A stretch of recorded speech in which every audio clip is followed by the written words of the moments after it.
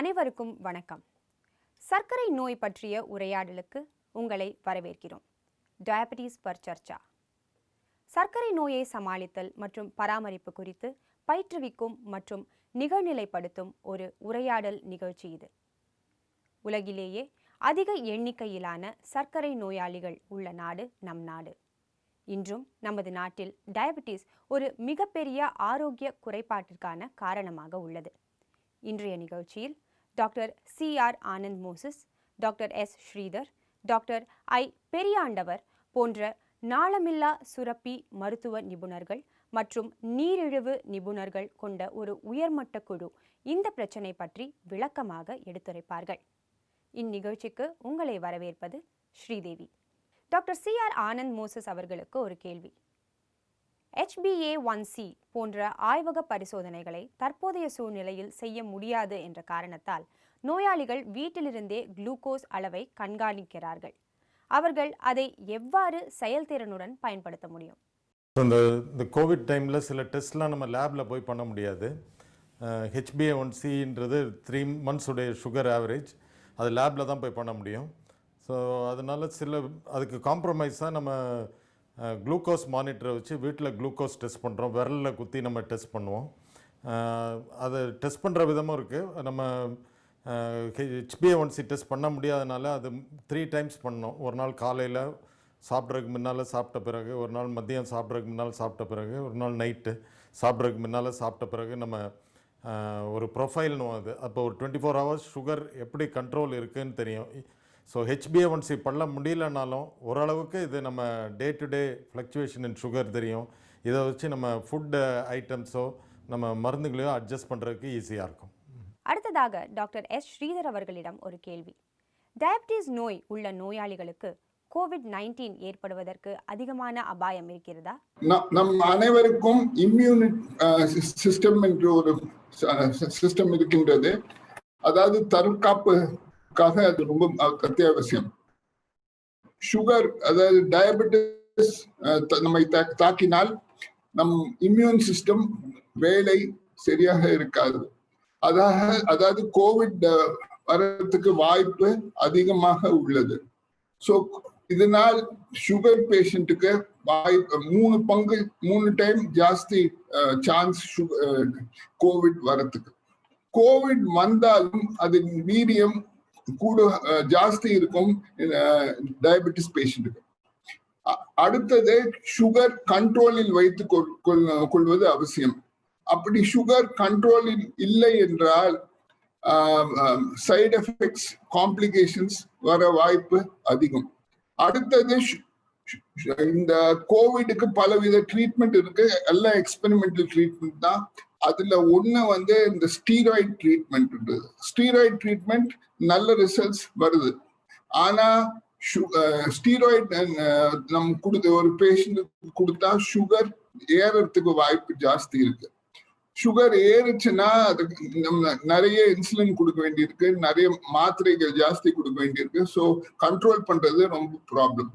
So எல்லா விதத்திலையும் sugar பேஷண்ட்டுக்கு காம்ப்ளிகேஷன்ஸ் கோவிட்ல நிறைய இருக்கு. Doctor I. பெரியாண்டவர் அவர்களுக்கு ஒரு கேள்வி. COVID-19 நோய் தொற்று ஏற்படும் பட்சத்தில் நீரிழிவு நோயாளிகள், அதாவது டயபெட்டிஸ் நோயாளிகள் இரத்த சர்க்கரையை குறைப்பதற்காக வாய் வழியே எடுத்துக்கொள்ளும் மருந்தை மாற்ற வேண்டுமா? கட்டாயம். ஏனென்றால் ஒவ்வொரு சர்க்கரை நோயாளிகளுக்கும் நாங்கள் வெவ்வேறு விதமான மாத்திரைகளையும் இன்சுலினையும் நாங்கள் பரிந்துரை செய்வோம். ஒரு சிலருக்கு மெட்ஃபார்மின் என்ற ஒரு மாத்திரை மட்டும் அதிக டோஸில் கொடுப்போம். 1 கிராம் மார்னிங், 1 கிராம் நைட்டு என்று கொடுப்போம். ஒரு சிலருக்கு SGLT2 இனிபிட்டார்ஸ் என்ற மருந்து நாங்கள் கொடுப்போம். அந்த SGLT2 இனிபிட்டார்ஸ் மருந்து உடம்பில் நீர்ச்சத்தை குறைத்துவிடும். ஏனென்றால் இந்த கோவிட் நோயாளிகளுக்கு அந்த முதல் 3 நாட்கள் கொஞ்சம் அதிக காய்ச்சல் இருக்கும் பட்சத்தில் அவர்களுக்கும் அந்த நீர்ச்சத்து உடம்பில் குறைய வாய்ப்பு உண்டு. இந்த மாத்திரையினாலையும் அவங்களுக்கு அந்த நீர்ச்சத்து மேற்கொண்டு குறையும். அதனால் அந்த மாத்திரைகளை உடனடியாக நிப்பாட்டி விடுவோம். அதே போல் இந்த மெட்ஃபார்மின் மாத்திரை ஹை டோஸ் கொடுக்கும் பட்சத்தில் அந்த கோவிடுக்காக நாங்கள் ஒரு சிலருக்கு ஹைட்ராக்சி குளோரோக்வின் கொடுப்போம், ஒரு சிலருக்கு அந்த வைரஸுக்குரிய ஆன்டி வைரல் மாத்திரைகள் கொடுப்போம். அதெல்லாம் போடுறப்போ அந்த கேஸ்ட்ரைட்டிஸ் அசிடிட்டின்னு சொல்லுவோம், அந்த அசிடிட்டி இருக்கிறப்போ இந்த 1 கிராம் மெட்ஃபார்மினையும் சேர்த்து போடுறப்போ அந்த அந்த வயிற்று வலி, வாமிட்டிங் சென்சேஷன் ரொம்ப அதிகமாக வர வாய்ப்பு இருக்குது. அதனால் அந்த மெட்ஃபார்மினையும் குறைந்த அளவு, உதாரணத்துக்கு 500 மில்லிகிராம் காலையிலும் 500 மில்லிகிராம் இரவும், அந்த குறைந்த அளவு ஓரளவுக்கு அந்த இரிட்டேட் பண்ணாது. இந்த மெட்ஃபார்மின் மாத்திரைகள் கூட அந்த ஏசிம்டமேட்டிக் இது பீப்புள்னு சொல்லுவாங்க, அதாவது அந்த சிம்டம் அதிகம் இல்லாமல், அந்த ஆக்சிஜன் அளவு குறையாமல், ஒரு சிம்டம் இல்லாமல் கோவிட் பாசிட்டிவ் இருக்கும், அந்த அட்மிஷன் பண்ணுற அளவுக்கு தேவையில்லாமல் வீட்டிலே ஹோம் குவாரண்டைன் அந்த மாதிரி இருக்கிறவங்களுக்கு நாங்கள் அந்த மாத்திரைகளை கண்டினியூ பண்ணுவோம். கொஞ்சம் அந்த ஆக்சிஜன் அளவு குறைந்து ஆஸ்பத்திரியில் அட்மிட் பண்ணுற அளவுக்கு வரக்கூடிய நோயாளிகளுக்கு கட்டாயம் இன்சுலின் தான் சிறந்த மருந்து. ஏன்னா ஒவ்வொரு மாத்திரைகளுக்கும் ஒவ்வொரு சைடு எஃபெக்ட்டுகள் வருவதற்கு வாய்ப்புகள் இருக்குது. அதனால் கட்டாயம் உங்கள் மருத்துவரை அணுகி உங்களுடைய வாய்வழி மாத்திரைகளை எய்தல் குறைத்து கொள்ளவோ அல்லது நிப்பாட்டவோ நீங்கள் முடிவு செய்து கொள்ள வேண்டும். Doctor C.R. ஆனந்த் மோசஸ் அவர்களிடம் இன்னொரு கேள்வி. டயபெட்டிஸ் உள்ள நோயாளிகள் வீட்டிலிருந்தே செய்யக்கூடிய உடற்பயிற்சிகள் என்னென்ன? சர்க்கரை நோயாளிகள் இந்த கோவிட் டைம்ஸில் வெளியே போய் இப்போ எக்ஸசைஸ் பண்ணுறதுன்றது கஷ்டம். ஜென்ரலாக நாங்கள் வாக்கிங் போக சொல்லுவோம். ஒரு 1/2 அன் ஹவர் 45 மினிட்ஸ் நீங்கள் வாக்கிங் போயிட்டு வாங்க, பார்க்கில் போயிட்டு வாங்கன்றது. இந்த சுச்சுவேஷனில் அது முடியாது. அதனால் அதுக்கு காம்ப்ரமைஸாக நம்ம வீட்டிலேயே சில எக்ஸசைசஸ் பண்ணலாம். இந்த எக்ஸசைசஸ் வீட்டில் பண்ணுற எக்ஸசைஸில் எல்டர்லி பீப்புள், வயது முதியவர்களுக்கு வேறு மாதிரி எக்ஸசைஸ், யங் பீப்புளுக்கு வேறு மாதிரி எக்ஸசைஸ். யங் பீப்புளில் வந்து ட்ரெட்மில், சைக்கிள், வெயிட்ஸு, ஸ்கிப்பிங் அது மாதிரி எக்ஸசைசஸ்லாம் பண்ணலாம். பட் எல்டர்லிக்கு அந்த எக்ஸசைஸ்லாம் வீட்டில் பண்ண முடியாது. அதனால் வீட்டு உள்ளுக்கு நடக்கிறது தான் பெஸ்ட் எக்ஸசைஸ். ஹேண்ட் எக்ஸசைஸ் பண்ணலாம். யங்ஸ்டர்ஸ் வந்து dancing is a good exercise. Hand exercise and ரொம்ப வயசானவங்க, நடக்க முடியாதவங்க உட்காந்துருக்கும் போது காலை மட்டும் அசைக்கிறது கூட ஒரு நல்ல எக்ஸசைஸ். ஸோ இந்த மாதிரி நம்ம இன்னோவேட்டிவாக எக்ஸசைஸ் பண்ணோம். இந்த மாதிரி டைமில் இன்னும் ஒரு 3-4 மாதத்துக்கு இந்த ப்ராப்ளம் இருக்க, வெளியே போய் எக்ஸசைஸ் பண்ண முடியாது. ஸோ இந்த மாதிரி இன்னோவேட்டிவ் எக்ஸசைஸ் நம்ம வீட்டில் பண்ணலாம். Doctor S. ஸ்ரீதர் அவர்களிடம் மற்றொரு கேள்வி. டயபெட்டிஸ் உள்ள நோயாளி கொரோனா வைரஸ் நோய்க்கு எதிராக என்னென்ன முன்னெச்சரிக்கை நடவடிக்கைகளை எடுக்க வேண்டும்? இந்த டைம்ல பரிசோதனை கூடங்கள் மூடி இருக்கலாம். நம்ம வீட்லயே பிளட் சுகர் செக் பண்ணிக்கிறது அவசியம். இப்பெல்லாம் நல்ல நல்ல குளுக்கோமீட்டர்கள் கிடைக்கின்றன, விலையும் அதிகம் இல்லை. ஸோ வாரத்தில் 2 முறையோ 3 முறையோ பிளட் சுகரை நாம் செக் பண்ணி அது கண்ட்ரோல்ல இருக்கான்னு பார்க்கறது ரொம்ப அவசியம். அடுத்தது நம்ம டாக்டர் கொடுத்திருக்கிற மருந்தை தவறாமல் சாப்பிட வேண்டும். அப்பதான் சுகர் கண்ட்ரோலில் இருக்கும்.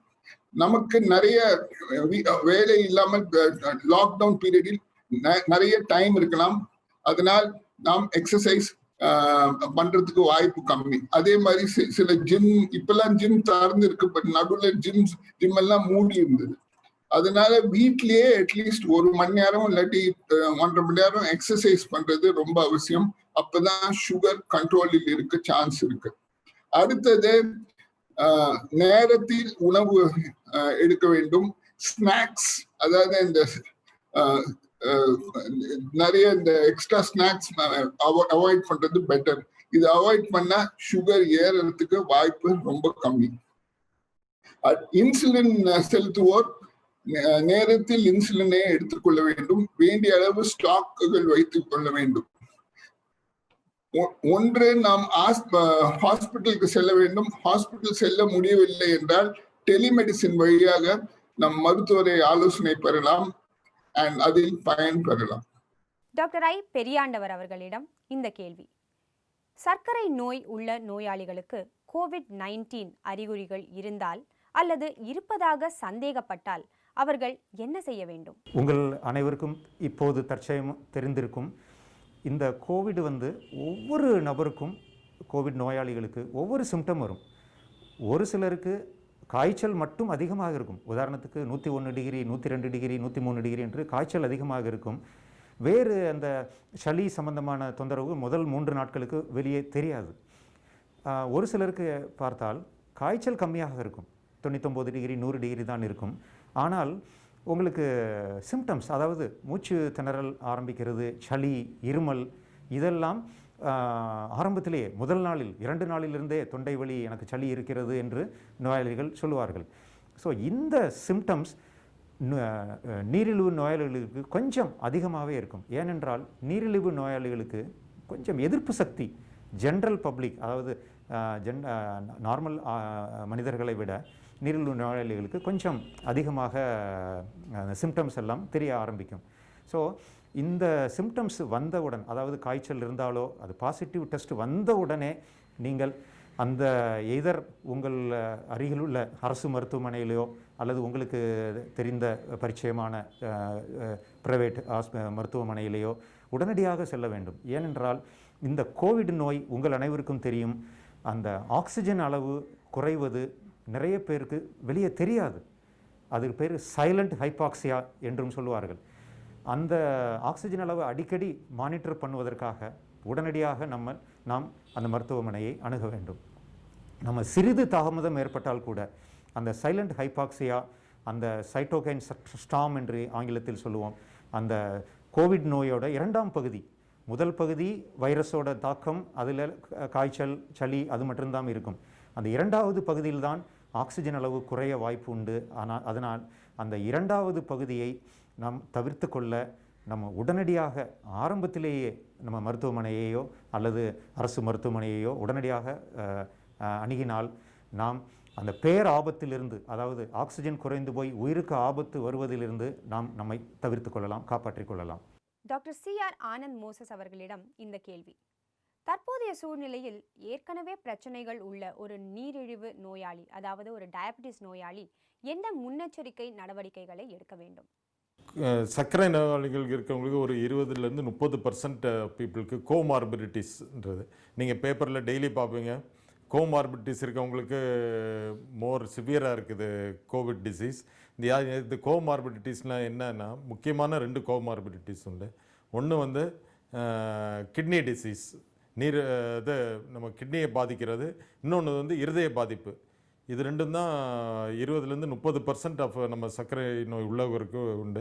இவங்க தான் more prone for severe covid disease. So கோவிட்டில் நீங்கள் சாவறவங்க பார்த்தீங்கன்னா டெத் ரேட் பார்த்தீங்கன்னா ஆல்மோஸ்ட் 50% மேலே இருக்கவங்களுக்கு இந்த கோமார்பிடிட்டிஸ் இருக்கவங்க தான். ஸோ இவங்க ரொம்ப கேர்ஃபுல்லாக இருக்கணும். சப்போஸ் டயாலிசிஸ் பண்ணுற பேஷண்ட்டோ, கிட்னி ப்ராப்ளம் உள்ள பேஷண்ட்டோ அதுக்கு வேண்டிய டயட் அண்ட் ட்ரக்ஸை விட்டுறக்கூடாது. கிட்னி டாக்டரை போய் பார்க்க முடியாது, மோஸ்ட்லி ஆன்லைன் கன்சல்டேஷனில் தான் பண்ணுவோம். ஸோ அவங்க கொடுக்குற diet and most important sugar control குட்டாக இருந்தால் தான் கிட்னி டிசீஸ் ப்ரோக்ரஸ் ஆகாது. ஸோ இதை முக்கியமாக பாதுகாத்துக்கொள்ள வேணும்.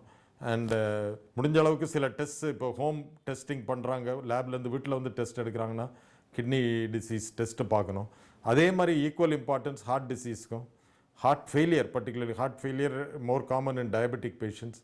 So heart failure, heart attack வந்த பேஷண்ட், இவங்களுக்கு எல்லாருமே ஹார்ட் பம்பிங் கொஞ்சம் காம்ப்ரமைஸ்டாக இருக்கும். ஸோ இவங்களும் more prone for severe covid disease. அவங்களுக்கு லங்ஸ், ஹார்ட் எல்லாம் அஃபெக்ட் ஆகுது. இவங்களுக்கு தான் டெத்து மார்ட்டாலிட்டி ரேட் ரொம்ப ஹையாக இருக்குது. ஸோ முக்கியமான இதில் அட்வைஸ் என்னென்னா, கிட்னி டிசீஸ்க்கும் ஹார்ட் டிசீஸ்க்கும் உள்ள மருந்தை ஸ்டாப் பண்ணிடாதீங்க. ஜஸ்ட் பிகாஸ் அவங்க டாக்டரை கன்சல்ட் பண்ண முடியலன்றது ஸ்டாப் பண்ணக்கூடாது. வேணால் வீடியோ கன்சல்டேஷனில் டாக்டர்கிட்ட சில டெஸ்ட் பண்ண முடியலனாலும் நம்ம அட்வைஸ் எடுத்துக்கலாம். அண்ட் 2க்கும் most important again is sugar control நல்லா இருந்ததுன்னா இந்த கோமார்பிடிட்டிஸ் மேனேஜ்மெண்ட் ரொம்ப ஈஸியாயிரும். You can prevent many complications of covid. Doctor S. Sridhar அவர்களிடம் ஒரு முக்கியமான கேள்வி: டைப் 1 மற்றும் டைப் 2 வகை டயபிட்டிஸ் நோய்களுக்கு இடையே COVID-19 ஏற்படும் அபாயத்தில் வித்தியாசங்கள் உள்ளதா? இது ஒரு நல்ல கேள்வி. 10% மக்கள் டைப் 1 டயபிட்டிஸில் பாதிக்கப்படுகிறார்கள். இவர்களுக்கு சராசரி 20-30 வயசுக்குள்ள வர வேண்டிய ஒரு நோய். இவங்களுக்கு சுத்தமா உடம்புல கணையத்துல இன்சுலின் சுரக்கவில்லை. அதனால் உயிரை பாதுகாக்க அவர்கள் தினமும் இன்சுலின் செலுத்திக் கொள்ள வேண்டும். அவர்களுக்கு சுகர் கண்ட்ரோலில் இருந்தால் ஒரு பாதிப்பும் இல்லை. ஆனால் கண்ட்ரோலில் இல்லை என்றால் ஒரு மிக கொடிய காம்ப்ளிகேஷன், அதாவது டயபெட்டிக் கீட்டோஅசிடோசிஸ். இதில் உயிருக்கும் ஆபத்து ஏற்படலாம். இந்த பாதிப்பு வர்றதுக்கு வாய்ப்பு அதிகம். ஸோ பேசிக்கா இவங்க கோவிட் இன்ஃபெக்ஷன்ல கீட்டோசிடோசிஸ் வந்துச்சுன்னா ரொம்ப சீரியஸ் காம்ப்ளிகேஷன் ஆகலாம். அதனால் இவர்கள் பிளட் சுகரை கண்ட்ரோல் மேல கோவிட் பாதிச்சதுன்னா நிறைய சைடு எஃபெக்ட்ஸ் இருக்கு. அதோட மார்டாலிட்டியும் அதிகமா இருக்கும். கோவிட் பேஷண்ட்டுக்கு ஏற்கனவே ஹார்ட்ல பாதிப்பு இருக்கலாம், கிட்னில பாதிப்பு இருக்கலாம், லங்ஸ்ல பாதிப்பு இருக்கலாம். ஸோ இதனால காம்ப்ளிகேஷன்ஸ் நிறைய வரத்துக்கு வாய்ப்பு இருக்கு. அவங்களுக்கு கூட பிளட் ப்ரெஷரும் ஜாஸ்தி இருந்ததுன்னா ப்ரோக்னோசிஸ் அவ்வளவு நல்லா இருக்காது. அதே மாதிரி நிறைய மாத்திரைகள், இன்சுலின் அவர்கள் எடுத்துக்கொள்ள வேண்டும். இதனால் கோவிட் பாதிப்பு டைப் 2 டயபெட்டிஸில் அதிகம். அடுத்தது உடல் பருமன். உடல் பருமன் உள்ளவர்களுக்கு கோவிட்ல காம்ப்ளிகேஷன்ஸ் ஜாஸ்தி வரதுக்கு வாய்ப்பு இருக்கு. So type 2 diabetes with obesity ரெண்டும் வெரி காமன் ப்ராப்ளம். ஸோ நம்ம வெயிட்டை சராசரி லெவல்ல வைத்துக் கொள்ள வேண்டும். டாக்டர் ஐ பெரியாண்டவரிடம் இந்த கேள்வி: கோவிட்-19 நோயின் அறிகுறிகள் டயபிட்டிஸ் உள்ள நோயாளிகளிடத்தில் மற்றவர்களை விட வித்தியாசமாக இருக்கிறதா? இந்த கேள்விக்கு இல்லை என்று தான் சொல்ல வேண்டும். ஏன்னால் சர்க்கரை நோயாளிகளுக்கும் ஜென்ரல் பப்ளிக், சர்க்கரை நோய் இல்லாதவர்களுக்கும் ஒரே மாதிரியான அறிகுறிகள் தான் இருப்பதற்கு வாய்ப்புகள் இருக்கிறது. ஒரே ஒரு வித்தியாசம், இந்த சர்க்கரை நோயாளிகளுக்கு சர்க்கரையின் அளவு மிக அதிகமாக வந்துவிடும். இந்த கோவிட் நோய் உங்கள் அனைவருக்கும் காமனாக எல்லாருக்கும் தெரிஞ்ச விஷயம் என்னென்னா, கோவிட் நோய் வந்து லங்ஸை தான் பாதிக்கும், நுரையீரலை பாதிக்கும். நுரையீரல் பாதிக்கிறதுனால தான் ஆக்சிஜன் பற்றாக்குறை வருது. அதனால் 90% பேர் சிம்டம் இல்லாமல் தப்பிச்சிடுவாங்க. மீதம் இருக்கிற அந்த 10% பேருக்கு நுரையீரல் பாதிப்பு 10%, 15% உங்களில் நிறைய பேர் கேள்விப்பட்டிருப்பீங்க.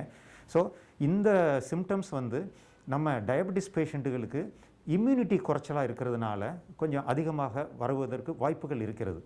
அதே போல் இந்த நுரையீரல் பாதிக்கும் அதே பட்சத்தில் இந்த கோவிட் வைரஸ் ஆனது, கொரோனா வைரஸ் ஆனது கணையம், அதாவது பேங்க்ரியாஸில் இருக்கும் அந்த பீட்டா செல்கள், இன்சுலின் உற்பத்தி பண்ணுற செல்களையும் பாதிப்படைவதற்கு வாய்ப்புகள் நிறைய இருக்கிறது. அதனால்தான் நிறைய சர்க்கரை நோயாளிகள், சார் நான் ரொம்ப நல்லா கண்ட்ரோலில் வச்சுருந்தேன், எனக்கு இந்த கோவிட் பாசிட்டிவ் வந்தோடனே பார்த்தா 400 மில்லிகிராம் 500 மில்லிகிராம் சுகர் வந்து விட்டது என்று சொல்வார்கள். அந்த மாதிரி சுகர் லெவல் 300 400 மில்லிகிராமுக்கு அதிகமாக வரும் பட்சத்தில் அந்த அடிக்கடி யூரின் போகும் அந்த சிம்டம்ஸ், அந்த மாதிரி எக்ஸ்ட்ரா சிம்டம், அதாவது சர்க்கரை நோய் இல்லாதவர்களை விட அதிகமாக ஒரு சில சிம்டம்ஸ் வருவதற்கும் வாய்ப்புகள் இருக்கிறது. அதே போல் அந்த நோயின் தன்மை, அந்த சர்க்கரை நோயின் அளவு, அதாவது HbA1c என்று சொல்லுவோம், 3 மாத ஆவரேஜ் சுகர் டெஸ்ட், அந்த HbA1c அதிகமாக இருப்பவர்களுக்கு இந்த எதிர்ப்பு சக்தி குறைந்து இருக்கும். அந்த எதிர்ப்பு சக்தி குறையும் பட்சத்தில் அவர்களுக்கு வெகு விரைவில் அடுத்த லெவல் காம்ப்ளிகேஷன் போகிறதற்கும் வாய்ப்பு இருக்கிறது. ஸோ அதனால் அந்த சிம்டம்ஸ் கட்டாயம் அந்த சிவியாரிட்டி ஆஃப் டிசீஸை பொறுத்து சிறிதளவு வித்தியாசப்படும்.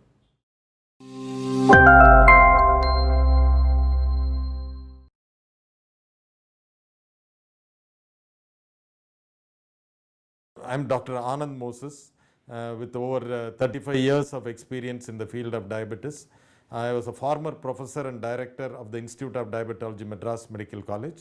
I retired about 4 years back, and I am now in full-time practice devoted to education and teaching and patient care in the field of diabetes.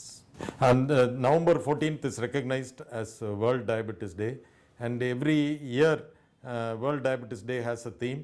This year probably it's dedicated to the nursing staff and diabetes, their role in diabetes. I think paramedical staff like nursing and dietitians and physicians assistants play an important role in the day-to-day management of diabetes, because they are the people who are in very close contact with the patients. And patients, particularly type 1 and as well as type 2 diabetes patients, are mostly that, in fact, in some of the centers, most of the dose adjustment and complications like hypoglycemia are managed by nurses. So nursing staff play an important role, as important as the doctor or the dietitian in the management of diabetes. World Diabetes Day என்றது again important for the patient also. Patientக்கு அது முக்கியமானது. Every year நாங்கள் ஒரு message கொடுப்போம் for the diabetes பேஷண்ட்ஸ்க்கு. Please remember that your doctor is an important person who takes care of you. But எல்லா டைமும் உங்களால் டாக்டரை கான்டாக்ட் பண்ணிகிட்டு இருக்க முடியாது. So many centres will have paramedical staff like nurses, dietitians and physician assistant who will be in whom you can be in constant touch. And இது உங்களுக்கு day to day complications like hypoglycaemia management, diet மேனேஜ்மெண்ட்டுக்கு ரொம்ப யூஸ்ஃபுல்லாக இருக்கும். Diabetic நர்ஸ்ன்றது ஒரு தனி speciality இன் western countries. இந்தியாவில் இன்னும் அது தனி ஸ்பெஷாலிட்டியாக வரல. It's slowly picking up. So nurses will play an important role in the management along with the doctor. வணக்கம், நான் டாக்டர் எஸ் ஸ்ரீதர். நான் மியாட் இன்டர்நேஷனல் ஹாஸ்பிட்டலில் டயபெட்டிஸ் எண்டோக்ரைனாலஜி, அதாவது நீரிழிவு நாளமில்லா சுரப்பியல் துறை தலைவராக இருக்கின்றேன். டிஎம் என்ற எண்டோக்ரைனாலஜி படிப்பை முடித்து வைத்து 30 வருஷம் எக்ஸ்பீரியன்ஸ் உள்ளவர். உங்களை யாவரையும் சந்திக்கிறதில் ரொம்ப சந்தோஷமாக இருக்கின்றது. நவம்பர் 14ஆம் தேதி வேர்ல்ட் டயபெட்டிஸ் டே. இது மக்களுக்கு நான் சொல்ல வேண்டியது என்ன என்றால், நம் வெயிட்டை 10% குறைத்தால் நல்லது. அது எப்படி பண்றதுன்னா, 20% கம்மியாக உணவு எடுத்துக்கொள்ளலாம், 30 நிமிஷம் எக்ஸசைஸ் செல்லலாம். இங்கிலீஷில் இதில் 10, 20, 30 என்று சொல்வார்கள். இதை நம் தமிழ் 10, 20, 30 என்று ஞாபகம் வைத்துக் கொள்ளலாம். ஐ எம் டாக்டர் பெரியாண்டவர், சர்க்கரை நோய் நிபுணர், சென்னை. தற்சமயம் அனைத்து சர்க்கரை நோயாளிகளுக்கும் ஒரு விஷயம் தெரியும்.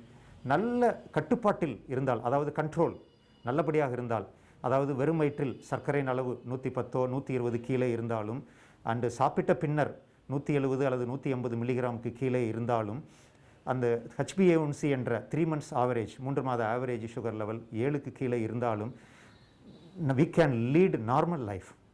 அதாவது சர்க்கரை நோய் இருப்பினும் காம்ப்ளிகேஷன், பின் விளைவுகள் இல்லாமல் சிறந்த உன்னதமான வாழ்க்கை முறையை நீண்ட நாட்கள் வாழலாம். அதனால் தான் நாங்கள் ஒவ்வொரு மீட்டிங்கிலையும் சொல்லுவோம், நார்மல் லைஃப் டெஸ்பைட் டயபெட்டிஸ் என்பது உங்கள் கையில் தான் இருக்கிறது. ஸோ சர்க்கரை நோய் அளவை அடிக்கடி பரிசோதனை செய்து கட்டுப்பாட்டில் வைத்திருக்க வேண்டும். நன்றி, வணக்கம்.